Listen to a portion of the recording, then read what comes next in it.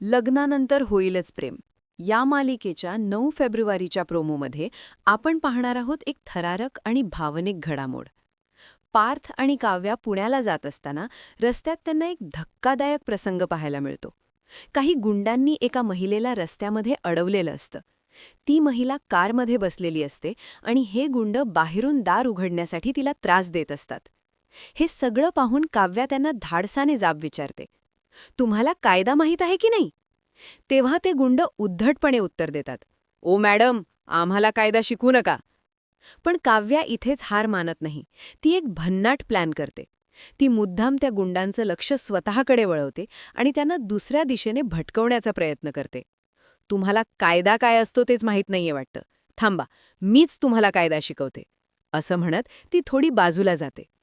गुंड काव्याच्या मागे जाताच पार्थ संधी साधतो. तो त्या महिलेला हळूच सांगतो, तुम्ही इथून लगेच निघून जा. ती महिला पटकन कार घेऊन तिथून निघून जाते. गुंड तिच्या मागे पळू लागतात आणि अशा प्रकारे पार्थ आणि काव्या त्या महिलेला गुंडांच्या तावडीतून वाचवतात. हे सगळं यशस्वी झाल्यावर पार्थ आणि काव्या दोघेही खूप खुश असतात. पण दुसरीकडे रम्या काव्याबद्दल अत्यंत वाईट बोलताना दिसते.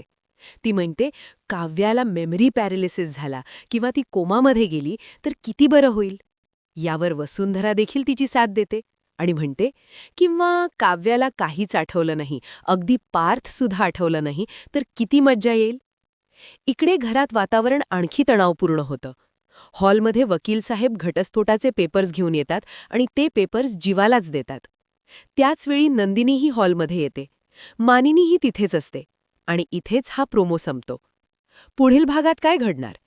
पार्थ काव्याचं नातं या वादळातून तग धरू शकेल का? हे सगळं जाणून घेण्यासाठी पाहत रहा लग्नानंतर होईलच प्रेम. तोपर्यंत नमस्कार.